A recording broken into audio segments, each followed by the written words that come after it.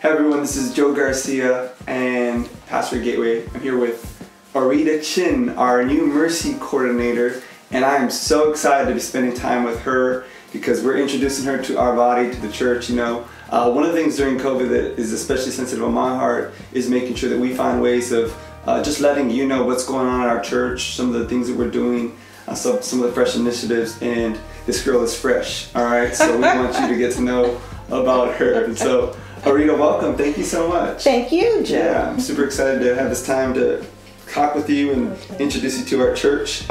First off, tell me, where are you from? I am from Detroit, Michigan. Yeah. The Motor City. Nice. Motown. Mm-hmm. Yes, I am. Motown. I love The Temptations. You ever seen that movie? The one that came out, I think it came out like on MTV. The 5 something. No, it's called Temptations. I think I've seen one of them. I'm gonna have you over. We're gonna watch it. I love that movie. Okay, I knew some of them personally too. Oh, really? Yes. I mean, we all lived in the same neighborhood. What? That's like that weird thing when people say, "Hey, you're from LA. Do you know Kobe or something?" No, I went to school with Stevie Wonder. He went to. You're lying. No, he went there for one semester right before Fingertips. I don't know if I believe that, but we're gonna move on. All right.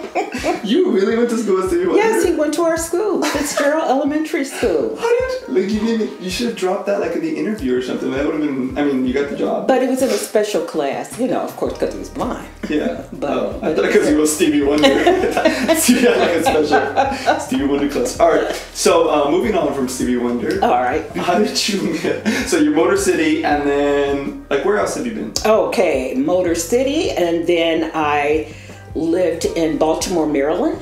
Nice. I was an operations manager for a telephone company, a new telephone company, and then I lived in Columbia, Maryland. Cool. Lived in Chicago for a hot minute, working for the telephone company, and then San Diego. Nice. Yes. Nice, very cool. And so you've kind of been all around.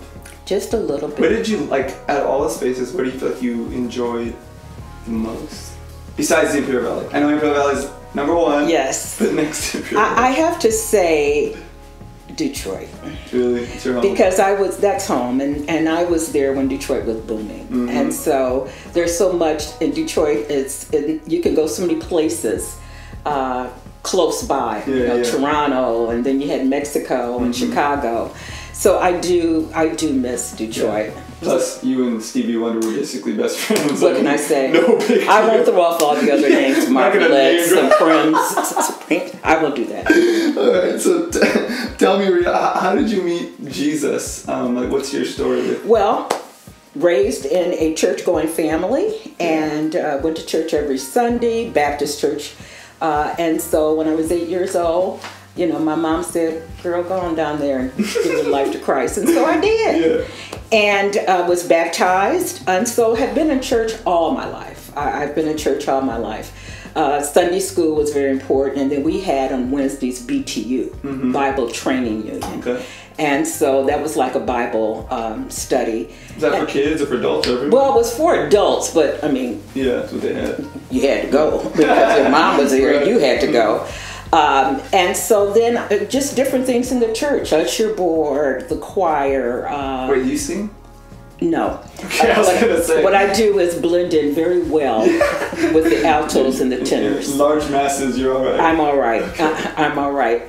And then the usher board, which was greeting. Yeah. And so then I did a little with the kids in Sunday school because I'm pretty animated. And so just in church all of my life. Yeah. And been doing different areas. Yeah, and then the older I got, I went from Baptist to Lutheran because it was close by, and I was confirmed a Lutheran, and then went to AME, African Methodist Episcopalian. There we go. I can't explain all of that to you, but it was church, and then non-denomination. Yeah, you've been all over the board. Yeah, I have. Very cool.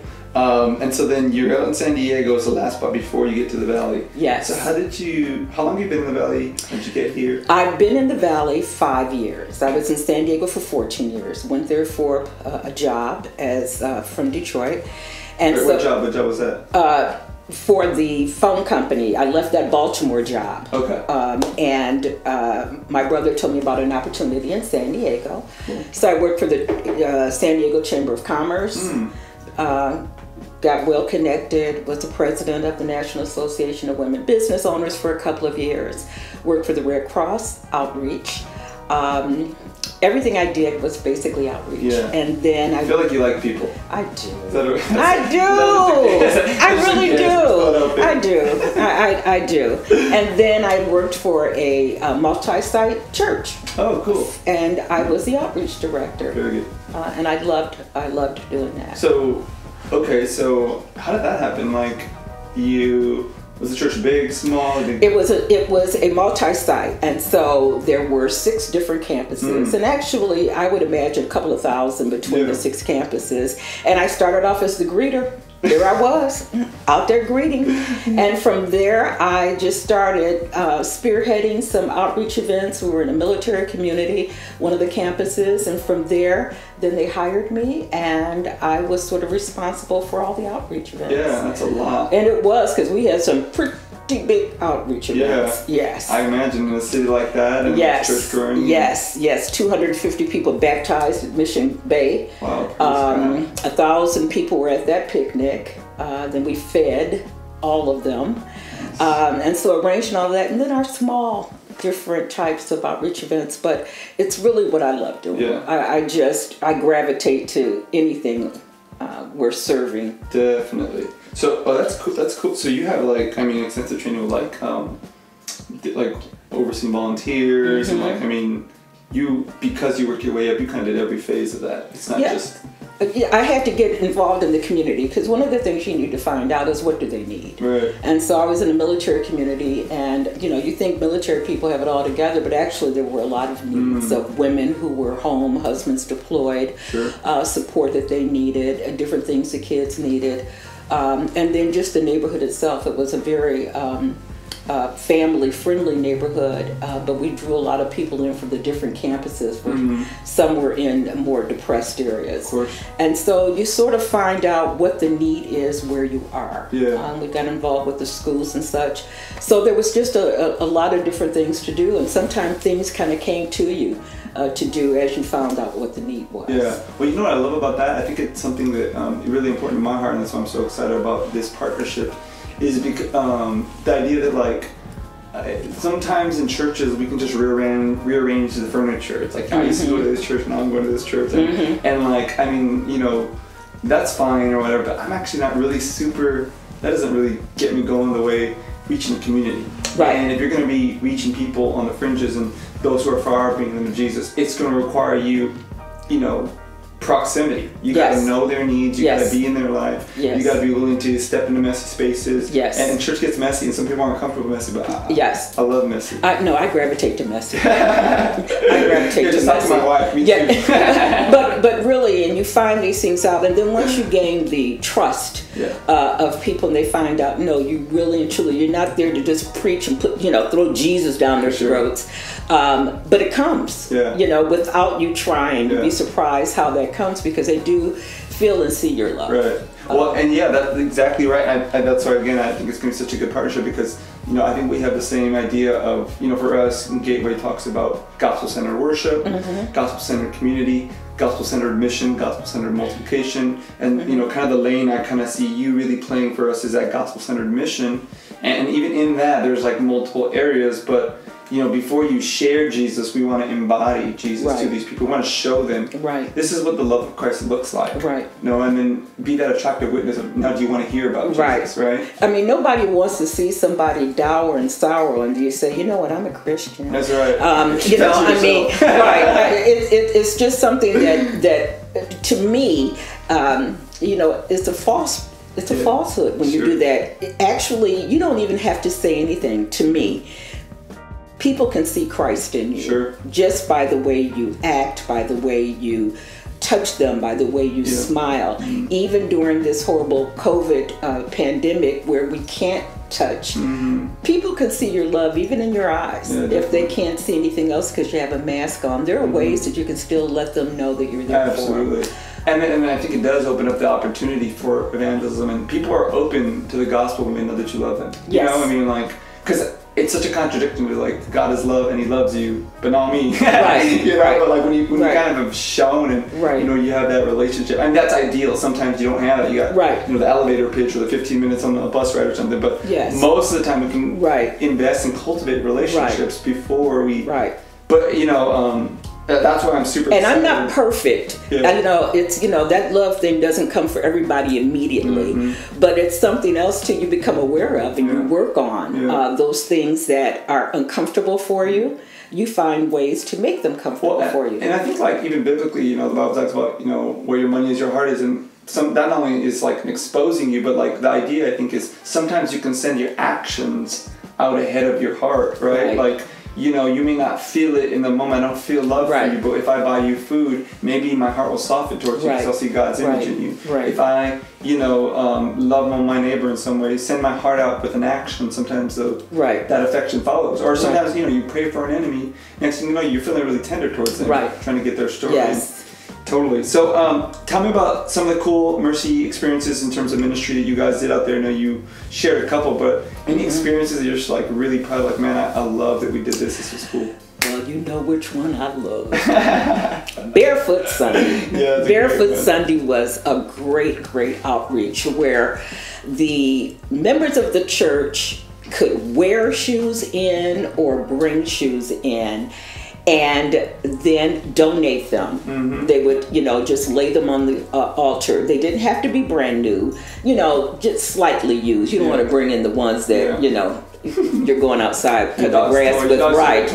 But surprisingly, most people purchased them. And what was really so wonderful about that is the kids. They got involved, and for them to come to church and be able to take their shoes off, that was the best thing for them. Sure. Of course, you know, they had another pair with them, but we were able to collect 3,000 pair of shoes, and then give them to orphanages, some of the homes where kids had to stay that were state, you know, belonged to the state, and that was really and truly powerful. It was a great outreach. And it's so, like, that's the kind of stuff that's so, like, easy buying. Like, it's not like for someone who just wants to get their feet wet and say, like, because I feel like, you know, you taste it and you see it and you start to, like, really, man, it's nice to serve. Yes. You know what I mean? And it was, for the kids, they loved it too. We prayed over the shoes, and it was just a very moving experience, I think, for a lot of the people there.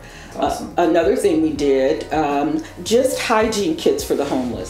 Simple hygiene kits. And what I did, I have to watch myself because I actually get in trouble by, you know, venturing out alone, is what they needed. And you'd be surprised, things like Q-tips, Band-Aids, things you would never think of to put. You're just thinking, put in Kleenex or maybe take a roll of toilet paper or something like that. One thing we found out not to necessarily put in is anything alcohol-based. So hand sanitizer, the alcoholics would literally drink it. And so there were certain things we found out about that. Low cost. We had it. And what would you do with these kids? You would, like, have them take them to the homeless. Remember, in San Diego, huge homeless downtown, huge homeless, and we would actually literally take them down there and pass them out. That's cool. Women, sanitary products for them, different things that they could have, soap, small bars of soap, things that they just needed, hygiene, and you got a chance to share with them. Cool. Some people like books, and so there were people, you know, everybody homeless is not, you know, illiterate or whatever. We had some people that were very educated, and they shared their stories with us. Our Trunk or Treat, Hollapalooza, we had a huge event. We had to sort of end it. 4,000 or 5,000 people would come to Hollapalooza, which was, you know, like Halloween. But then we changed it to Trunk or Treat and passed out little Bible tracts along with the treats and such we did. So those are the kinds of things. Falling into Kindness, where we did all kinds of things in the fall, cleanups in the fall. The kids did little packets of cookies and such, and they took them to give them to businesses, like a teller at a bank, just to say something kind. And so those type of things that we really loved to get the kids involved. We used to babysit on Fridays for couples that we gave them 3 hours. Hey, now we're talking. Yeah, we gave them 3 hours of and we would keep the kids, and we had different activities for all of the kids for 3 hours. That's cool. Yeah, movie in the parking lot where you just have a movie screen. You do a family-friendly movie. We serve hot dogs and popcorn, and then you got the neighborhood. You advertise it, and you just bring a chair and those type of things. And you don't. Sometimes people say, well, that just sounds like a bunch of fun. But no, you find out that people say, I've been looking for some place that my kids would be comfortable in. And usually it's the kids. I'm pro fun anyways. I mean, if it's just for fun, I mean, you know what I'm saying? You don't got to tell me I'm fun, girl. And fun in Jesus' name. And they're not expensive. You know, they're not cost prohibitive things. And they're things that even small groups can do. Well, and I think the thing that's cool about it is like, I think the mark of a good church is it's reaching its community, but also the community would mourn the loss of that church. If that church closed, if those people stopped congregating, the community would say, man, we're missing something. And I think a church loves their city, loves their community, and does things like this as generous investments into, hey, we care about you, we're here, and we're not here just to shove truth down your throat. We want to show you the beauty of what Christ is doing in us, and we're just overflowing, right? And I think that's a really cool thing to have that. So what would you say, I know there's probably a lot of things, but what do you so like, what makes you so excited about this position, about this opportunity? It's hard for me to explain. People who know me might understand it. I love people. I like to care for people. I like to help. In my life, all the ups and downs, all the struggles, everything, there has always been someone who has shown me love through Jesus Christ. And I want to be that conduit that can do it too. There are so many opportunities that people, I think, miss. Little things that you can do. It doesn't have to be big, but just showing Christ's love through simple acts of kindness. And when we start talking about gifts, I think that's my gift. Wherever I've been, whatever I've done, it always kind of comes. I mean, I love San Diego because I was working at a church and I was working 7 days a week. And, I kind of felt a little burnout and some other things that happened. But it brings me right back to where my heart is. And my heart is serving. Definitely. That is my heart. That's super exciting. So, one of the things we're going to have to do here is build out a team. We're going to build out a team. This can all, as much as I know you would love to do it all, because you are gifted at that, loving people. Building out a team is really important to me. And I know it is to you as well. So, what would you say to someone who's like, why should I join this? Or like, what's your recruitment pitch? Well, my recruitment pitch is this. Part of it is, we were not meant to come to church and sit. All those people who want to be in church, we're not meant to sit and do. We are meant to serve outside of the church and to use your gifts. So everyone has a different gift. Some people are not comfortable talking to strangers or being in the presence of people they don't know. I personally gravitate to that. I prefer not to know you, get to know you. Definitely. But just to let people know that this is the way one of the ways we show God's love is through serving. It's through serving. And we're supposed to serve. That's good. And so that's how I recruit them, so that they can feel the joy. There is such undeniable joy. That's good. When you serve others. Well, the night before Christ was crucified, he got off his table, took off his garments, the outerwear, and said, hey, it's time for me to serve. And then he washed their feet, and one of the guys said, well, you don't serve me, Jesus, and Jesus said, if I don't serve you, you don't have part with me. And Jesus was trying to say, listen, you are in need of my service, and I've come here to serve, and if you don't receive my service, you cannot go out and serve. And so it's because we've been so served by Christ. It's out of this needy, broken place where Jesus saves us. Now we need to move out into spaces and serve, right? And I think that's what you're saying, is that Jesus served us. Yes. we need to get on our hands and knees and start washing some feet. Yeah, I've done that too. I have. That doesn't surprise me. No, I did that. We had an event where we washed feet. That's awesome. Where we did literally washed feet. Cool. And people don't realize the gifts that they have. They think that they can't share anything, but yes, they can. Yeah. People have gifts that they have no idea that they have. Totally. And so I just like to talk to them and find ways that we can Can't use wait it. to find the person who has the gift of washing my feet. It's going to be a good one. Well, since we haven't been able to have a pedicure in 6 months, that's going to be kind of scary. Yeah, that.